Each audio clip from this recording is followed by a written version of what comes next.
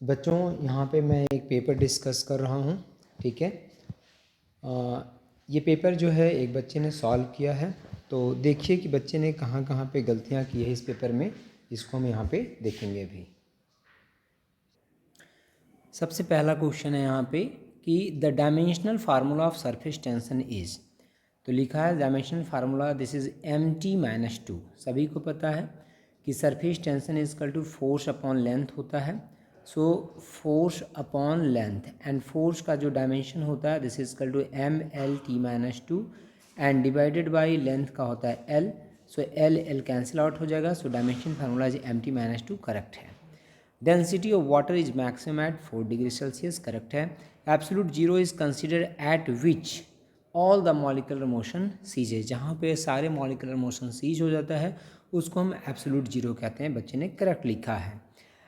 Sound travels in air under condition isothermal, adiabatic, isochoric, none of this. तो सभी को पता है कि एडियाबैटिक में होता है, जो कंडीशन हम लेते हैं वो एडियाबैटिक मानते हैं। सो ये भी करेक्ट है इसका answer. Why Newton law of gravitation is called universal law, क्या लिखा है बच्चे ने, जरा देखें यहाँ पे। Newton's law of gravitation is called universal law because it is applicable for whole universe. मतलब कि कहाँ यूनिवर्स में कहीं पे भी इस लॉ को आप अप्लाई कर सकते हैं, ठीक है। तो सही लिखा है कि Newton law of gravitation is applicable, is called universal law of gravitation is applicable for whole universe. कहीं पे भी यूनिवर्स में चले जाएंगे तो अप्लीकेबल होगा ये। इसके बाद है नेक्स्ट में, can a body have a constant velocity but still give a varying speed. तो इसमें लिखा है बच्चे ने बॉडी कैन, तो लिखा है body can never have a constant velocity will give a varying speed, ठीक है। जो कांस्टेंट वेलोसिटी होगा तो will give a varying speed, ये ऐसा नहीं होगा। Can a body have a constant velocity but still give a varying speed, तो नो, ठीक है। क्योंकि अगर वेलोसिटी अगर चेंज करेगा बेटा तो स्पीड कांस्टेंट नहीं रहेगा। नेक्स्ट में है इज ए टॉर्क स्केलर और वेक्टर क्वांटिटी। टॉर्क ऐसी quantity, torque is a vector quantity. Next में है डिफाइन स्ट्रेस। तो स्ट्रेस को define, stress is define as the internal restoring force acting for unit area. Stress is equal to force restoring force upon area. यहाँ पे ऐसे force नहीं लिखते हैं, यहाँ पे रिस्टोरिंग फोर्स अपॉन एरिया लिखते हैं। नेक्स्ट है डिफाइन इनर्शिया नहीं। नेक्स्ट में what is the relationship between time period and frequency. Time period and frequency में क्या रिलेशन है, तो frequency is equal to 1 upon time period होता है, करेक्ट है। इसके बाद है इनर्शिया का डेफिनेशन है, inertia is defined as the inability of the body to change its state of rest और uniform motion under unless compelled by some external force. तो करेक्ट डेफिनेशन है, ये भी इसका करेक्ट आंसर है। नाउ नेक्स्ट में है, नेक्स्ट क्वेश्चन है define CP and CV and give their units, ठीक है। सीपी और सीवी को डिफाइन करने हैं और उसके यूनिट्स को लिखने हैं। तो सीपी बच्चे ने क्या लिखा है, it is defined as the heat capacity at constant volume, सही लिखा है। और यूनिट जो होता है जूल पर केजी केल्विन होता है। सीवी जो होता है it is defined as the heat capacity at constant volume, सही लिखा है। यूनिट जो है आपका फिर से जूल पर केजी केल्विन इसका होता है। नेक्स्ट में है state and explain Hooke's law. तो the stress and strain are directly proportional to each other within elastic limit, सही लिखा है। बच्चे ने यहाँ पे लिखा भी है कि stress is directly proportional to strain and stress equal to Young's modulus या फिर modulus of elasticity into strain, ठीक है। And where E is the constant of proportionality and coefficient of elasticity, इसको हम कहते हैं। सारा एक्सप्लेन किया बच्चे ने 2 नंबर में, तो इसका पूरे 2 नंबर यहाँ पे मिलेंगे। नेक्स्ट में define surface tension and gives it's units. Surface tension को डिफाइन करना है, इसके यूनिट को लिखना है। तो सरफेस टेंशन को डिफाइन किया गया है यहाँ पे, देखो कि it is defined as the property of a liquid, property of a liquid और liquid at rest and to which its free surface behaves like a stretch member. लिखा है बच्चे ने पूरा कि स्ट्रेच मेम्ब्रेन की तरह बिहेव करता है फ्री सरफेस जो होता है। And this is equal to force is equal to surface tension into 2 into length होता है, पूरा लिखा है। ऐसा यूनिट जो है न्यूटन पर मीटर है। उसके बाद था कि Reynolds define what is Reynolds number, right it's formula. तो रेनॉल्ड्स नंबर को देखो यहाँ पे पूरा डिफाइन किया है, ठीक है। रेनॉल्ड्स नंबर क्या होता है, इसका फार्मूला जो है उसका डेराइव भी किया है। तो what is Reynolds number and right it's formula, ठीक है।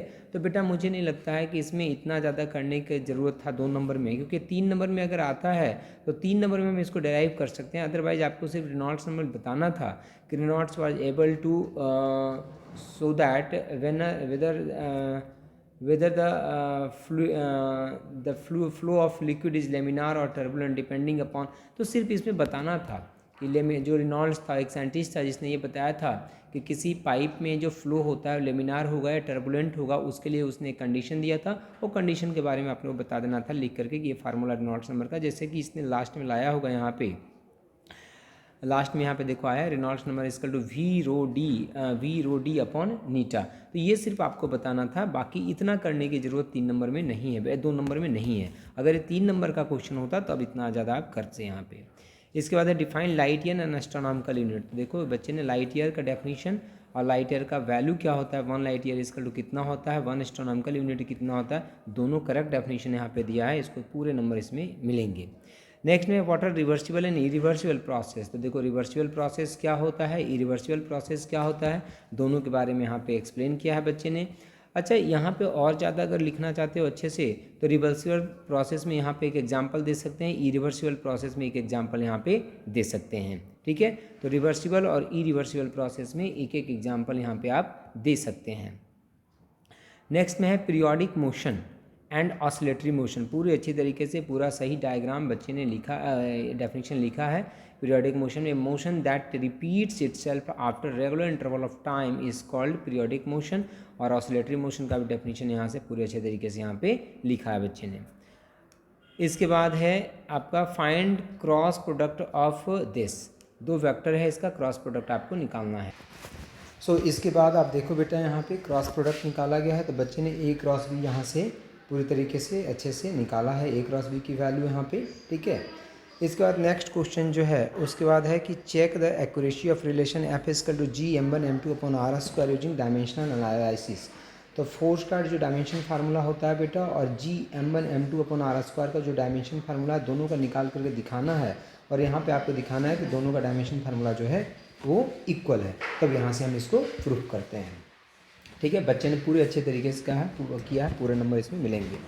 सेक्शन सी में है what is meant by degree of freedom, find degree of freedom of monoatomic diatomic gas, monoatomic gas.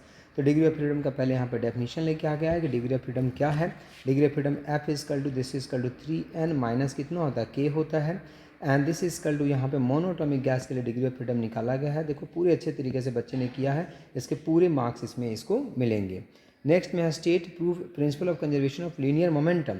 तो ये देखो पूरे अच्छे से पूरा डिफिनेशन लिखा है और पूरा इसको 3 नंबर में एक्सप्लेन करना होता है बेटा। पूरे अच्छे तरीके से इसको एक्सप्लेन करके बच्चे ने बताया है कि जो लीनियर मोमेंटम है वो कंजर्व है, m1 v1 plus m2 v2 equal to m1 u1 plus m2 u2, ये इक्वल यहाँ पे प्रूफ किया है बच्चे ने। तो पूरे इसको 3 नंबर यहाँ पे मिलेंगे। नेक्स्ट में what is surface energy, establish relation between surface tension and surface energy. तो यहाँ पे देखो बच्चे ने पूरे अच्छे तरीके से पहले सरफेस एनर्जी क्या होता है और उसका डायग्राम बना करके पूरा एक्सप्लेन करके उसको यहाँ पे जो रिलेशन है सरफेस एनर्जी और सरफेस टेंशन का W equal to T into delta A, ये पूरा यहाँ पे एक्सप्लेन बच्चे ने किया है। उसके बाद नेक्स्ट में है कि the frequency of vibration of string में भी depend upon length, tension and mass per unit using the method of dimensions. ये देखो फ्रीक्वेंसी निकाला गया, तो फ्रीक्वेंसी डायरेक्टली प्रोपोर्शनल टू किन किन चीज़ों पर डिपेंड करता है उसको पहले लिखा है यहाँ पे। उसके बाद दोनों तरफ डायमेंशन ये वैल्यू निकाला है ABC का, ABC की वैल्यू निकाल करके और फाइनली यहाँ पे फ्रीक्वेंसी की जो वैल्यू है वो यहाँ पे निकाला गया है। तो पूरे अच्छे तरीके से बच्चे ने किया है, इसको 3 नंबर यहाँ पे पूरे के पूरे 3 नंबर इसको मिलेंगे। नेक्स्ट अगर हम देखें तो नेक्स्ट में है कि a strong of density 7.5 gram per centimeter cube and area of cross section 0.2 millimeter square is a stretch under a tension of 20 Newton. Find the speed of transverse wave on the wire when it is placed at a midpoint. ये strong नहीं, I think ये wire of density होगा, ठीक है। तो देखो बच्चे ने किया है इसको, डेंसिटी इसका टू लिया है, एरिया आपको गिवन है, टेंशन आपको गिवन है। जब ये तीन चीज़ें यहाँ पे गिवन है तो सबसे पहले अच्छा इसको 2 मिलीमीटर स्क्वायर को पहले इसने मीटर स्क्वायर, क्योंकि बेटा हम सारे काम एसआई में करेंगे, ठीक है। तो यहाँ पे एसआई में करेंगे हम सारा काम, तो बच्चे ने देखो इसको भी एसआई में रखना चाहिए था। फिर अगर आप सारे काम एसआई में कर रहे हैं तो ग्राम पर सेंटीमीटर क्यूबिक है, ठीक है, तो इसको भी कन्वर्ट करना चाहिए था। देखते हैं बच्चे ने किया है कि नहीं किया। देखो यहाँ पे 7.5 ग्राम पर सेंटीमीटर क्यूबिक है, तो ग्राम पर centimetre cubic is the CGS unit बेटा, और यहाँ पे न्यूटन है 20 न्यूटन, तो 20 न्यूटन जो है वो एसआई में है, तो इसका मतलब यहाँ पे वैल्यू उसकी पहले पुट करनी चाहिए थी, इसका चेंज करना चाहिए था। तो इसका आंसर यहाँ पे क्या है, गलत है, क्योंकि जब तक इसकी वैल्यू बाकी से ठीक है इसका कि mu equal to F into A mass per unit length निकाला है, फिर जाकर के स्पीड निकाला है, ठीक है, ये ठीक है कि wave of speed equal to root under T upon mu होता है। लेकिन यहीं पे गलत हो गया इसका, क्योंकि इसने 7.5 जो डेंसिटी है, जो आपका डेंसिटी है, डेंसिटी जो है उसको इसने डेंसिटी को इसने एसआई यूनिट में कन्वर्ट नहीं किया है। नेक्स्ट क्वेश्चन देखें, what is the kinetic interpretation of temperature. तो देखो बच्चे ने पूरे अच्छे तरीके से किया है इसमें, ठीक है, अच्छे तरीके से निकाल करके यहाँ पे काइनेटिक इंटरप्रिटेशन जो है उसको यहाँ पे डिराइव किया बच्चे ने। इसके बाद नेक्स्ट में है बेटा define physical significance inertia and radius of gyration. तो explain the physical significance of moment of inertia and radius of gyration. तो ये क्वेश्चन ने मुझे यहाँ पे दिख नहीं रहा है। इसके बाद ब्रीफली एनालाइज इलास्टिक कोलिजन पहले किया है, तो देखो इलास्टिक कोलिजन को यहाँ पे दिखाया गया है, ठीक है, इलास्टिक कोलिजन इन 2 डायमेंशंस। तो देखो 2 डायमेंशंस का जो है डायग्राम अच्छा बनाया है, या आया दूसरे से टकराया, दोनों अलग अलग डायरेक्शन में चला गया, इसका कंपोनेंट वगैरह बताया है बच्चे ने, तो अच्छे तरीके से इसको सॉल्व किया है, बताया है। तो ये जो क्वेश्चन है physical significance of moment of inertia and radius of gyration, ठीक है, ये इसने नहीं किया है। उसके बाद लॉन्ग में देखिए बेटा तो प्रोजेक्टाइल मोशन, तो ये प्रोजेक्टाइल मोशन हो गया तुम्हारा, ठीक है, तो बहुत अच्छा किया है, डायग्राम बहुत अच्छे तरीके से बनाया है प्रोजेक्टाइल मोशन का, और बहुत अच्छे तरीके से इसको एक्सप्लेन भी किया है, टाइम ऑफ पीरियड निकाला है, यहाँ पे रेंज निकाला है, ये सारी चीज़ें यहाँ पे निकाला है बच्चे ने। इसके बाद देखें तो नेक्स्ट क्वेश्चन है यहाँ पे डिफाइन कैपिलरिटी एंड नेक्स्ट में डिफाइन एक्सेस प्रेशर। तो ये एक्सेस प्रेशर वाला बच्चे ने किया है, बड़े अच्छे तरीके से इसने पूरा एक्सेस प्रेशर इन साइड में निकाला है, ठीक है, P equal to 2 sigma upon R, फिर ड्रॉप के बारे में भी निकाला है, पूरे अच्छे तरीके से एक्सप्लेन करते हुए पूरा निकाला है इसने। उसके बाद यहाँ पे अगर हम देखें नेक्स्ट में, तो फिर ये काइनेटिक एनर्जी जो है यहाँ पे derive explain kinetic energy potential energy of a simple harmonic motion. तो काइनेटिक एनर्जी को पहले एक्सप्लेन किया यहाँ पे, उसके बाद पोटेंशियल एनर्जी को एक्सप्लेन किया यहाँ पे, तो बच्चे ने पूरे अच्छे तरीके से इसको भी सॉल्व किया है यहाँ पे। तो एक क्वेश्चन बच्चे ने नहीं किया था, और वो क्वेश्चन था आपका यहाँ पे, वो क्वेश्चन है आपका कि explain the physical significance of moment of inertia and radius of gyration. तो बेटा इसमें जो फिजिकल सिग्निफिकेंस है मोमेंट ऑफ इनर्शिया का, जैसे उसमें हम लिख सकते हैं, सबसे पहले तो आप डेफिनेशन लिख सकते हैं मोमेंट ऑफ इनर्शिया का एंड रेडियस ऑफ जायरेशन का। अगर सिग्निफिकेंस पूछा है तो पहले मोमेंट ऑफ इनर्शिया को अगर बताना है तो मोमेंट ऑफ इनर्शिया का डेफिनेशन लिख दीजिए। उसके बाद सिग्निफिकेंस में हम बताएंगे कि the moment of inertia has the same physical significance as mass in translational motion. जो ट्रांसलेशनल मोशन होता है उसमें जो मास का यूज होता है वही यहाँ पे मोमेंट ऑफ इनर्शिया का रोटेशन में यूज होता है। Number 2, the mass of body is used to calculate inertia in translational motion. Inertia increases with increasing masses. Inertia जो होता है इंक्रीज करता है अगर मास इंक्रीज करेगा तो, क्योंकि जो मोमेंट ऑफ इनर्शिया होता है बेटा उसका फार्मूला क्या होता है, दिस इज mr²। तो मास इंक्रीज करेगा तो मोमेंट ऑफ इनर्शिया इंक्रीज करेगा। नेक्स्ट में the force required to generate linear acceleration will also rise. इसके बाद है in rotational motion the greater the moment of inertia the greater the angular acceleration. जितना moment of inertia आपका in rotational motion the greater the moment of inertia greater the angular acceleration. जितना moment of inertia बढ़ेगा उतना ही angular acceleration भी आपका यहाँ पे बढ़ेगा, ठीक है। इसी तरह से फिजिकल सिग्निफिकेंस ऑफ जो रेडियस ऑफ जायरेशन है, तो रेडियस ऑफ जायरेशन का पहले आप डेफिनेशन लिखेंगे कि रेडियस ऑफ जायरेशन जो होता है वो एवरेज डिस्टेंस होता है जहाँ पे टोटल मास कंसंट्रेटेड होता है वहाँ से एक्सिस ऑफ रोटेशन का। और ये लिखेंगे आप कि अगर क्लोज है, जैसे अगर रेडियस ऑफ जैसे उसका जो फार्मूला होता है I and this is I equal to कितना होता है mk² होता है, ठीक है।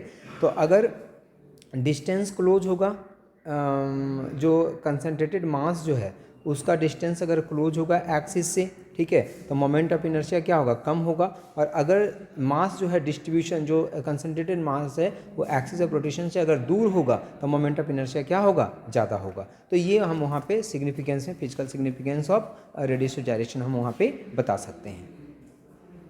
इसके बाद है बेटा नेक्स्ट में ये सब क्वेश्चन देखो है, जैसे discuss the formation of stationary waves in string fix at both the ends to explain different mode of vibration. ठीक है, दोनों एंड पे अगर स्ट्रिंग को फिक्स कर दिया जाए तो इसमें डिफरेंट मोड्स क्या हो जाएंगे। इसके बाद है state parallelogram law of vector addition. इसके बाद है ये डिस्कस नहीं किया, एनकैपिलरी एक्शन। तो इसमें सबसे पहले देखें कि पैरेललोग्राम लॉ जो है क्वेश्चन नंबर 28 में बच्चे ने जो किया था वो सेकंड क्वेश्चन किया था। 28 में देखो पैरेललोग्राम लॉ में हम क्या करते हैं, जैसे एक वेक्टर ये है, दिस वेक्टर इज़ ए, और एक वेक्टर ये है, दिस वेक्टर इज़ बी। दो वेक्टर हैं यहाँ पे, दोनों के बीच का एंगल कितना है यहाँ पे बेटा, थीटा है। तो हम क्या करते हैं कि ए और बी को पैरेलली शिफ्ट करा लेते हैं। तो ये हो गया, this is the vector A हो गया, एंड वेक्टर बी को भी पैरेलली यहाँ पे शिफ्ट करा लेंगे, दिस इज़ वेक्टर बी हो गया। और यहाँ पे जो एंगल बनेगा, दिस एंगल इक्वल टू ये कितना हो जाएगा, थीटा। यहाँ से परपेंडिकुलर डालेंगे और फिर यहाँ पे जा कर के ये जो रिजल्टेंट, ये आपको रिजल्टेंट दे देगा, resultant equal to A plus B. और यहाँ से फिर जा कर के बेटा let this equal to O, this equal to P, this equal to Q and this equal to R. अब यहाँ पे जा कर के हम पाइथागोरस लगाएंगे। ठीक है, पहले तो हम इस ट्रायंगल में ये 90 डिग्री यहाँ पे होगा, दिस एंगल इज़ 90 डिग्री। तो ये जो पी क्यू आर है, पी क्यू आर जो ट्रायंगल है इसमें हम निकालेंगे क्या, सबसे पहले पी आर की वैल्यू निकालेंगे और फिर क्यू आर की वैल्यू निकालते हैं। और पी आर क्यू आर जब आ जाएगा तो पाइथागोरस लगाएंगे किस में, ट्रायंगल ओ क्यू आर में, और फिर जाकर के वहाँ से रिजल्टेंट की वैल्यू हम फाइंड कर लेते हैं। ठीक है, जो दोनों एंड फिक्स्ड स्ट्रिंग है बेटा, जो क्वेश्चन नंबर 30 है, तो क्वेश्चन नंबर 30 में हम क्या करते हैं, जैसे दोनों एंड पे फिक्स है तो यहाँ पे भी फिक्स है, ठीक है, और यहाँ पे फिक्स है। तो फर्स्ट मोड जो होता है बेटा ये हमको फर्स्ट मोड देता है। ठीक है, तो फर्स्ट मोड में ये क्या हो गया यहाँ पे, this is the node and this is the node. ठीक है, और बीच में क्या मिल गया, एंटी नोड। और दो नोड के बीच का डिस्टेंस जो होता है बेटा वो कितना होता है, λ/2, एंड लेंथ जो हो गया स्ट्रिंग का लेंथ की एल हो गया। तो एल इक्वल टू कितना हो जाएगा, दिस इज λ/2। तो यहाँ से आप लैम्डा इक्वल टू कितना हो जाएगा, this is 2l। So frequency into lambda equal to कितना होता है, स्पीड होता है बेटा। So this is equal to frequency equal to v upon कितना हो जाएगा, lambda. So this is v upon lambda equal to 2l। तो ये फर्स्ट मोड की फ्रीक्वेंसी आ जाएगी। सेकेंड मोड में क्या करेंगे, एक नोड और एक एंटी नोड का इंक्रीमेंट हम कराते हैं। तो यहाँ पे एक नोड और एक एंटी नोड का हम इंक्रीमेंट करा देंगे। तो ये कैसा बन जाएगा, कुछ इस तरीके का बन जाएगा। यहाँ पे देखो पहले कितना था, दो नोड थे, एक एंटी नोड था। यहाँ पे कितना हो जाएगा, this is node and this is node and this is anti node and this is anti node. तो तीन नोड हो गए और दो क्या हो गए, एंटी नोड हो गए। अब इसके बीच का फिर से बेटा, तो इसके बीच का लेंथ कितना हो जाएगा, दिस इज λ/2। इसके बीच का लेंथ कितना हो जाएगा, λ/2। लेंथ तो वही एल है, so this is lambda equal to इस बार कितना हो जाएगा, एल। फिर से नेक्स्ट फ्रीक्वेंसी हम निकालते चले जाएंगे। इसी तरह से डिफरेंट फ्रीक्वेंसी हम यहाँ पे फाइंड कर लेते हैं। ठीक है, तो इस तरह से बेटा इसमें जितने क्वेश्चन थे हमने सारे डिस्कस किए। ठीक है, बच्चे ने जो लिखा था अच्छा लिखा है। ठीक है, बाकी जो नहीं था हमने डिस्कस कर दिए बेटा। बाकी और कोई भी डाउट होगा तो आप पूछ सकते हैं।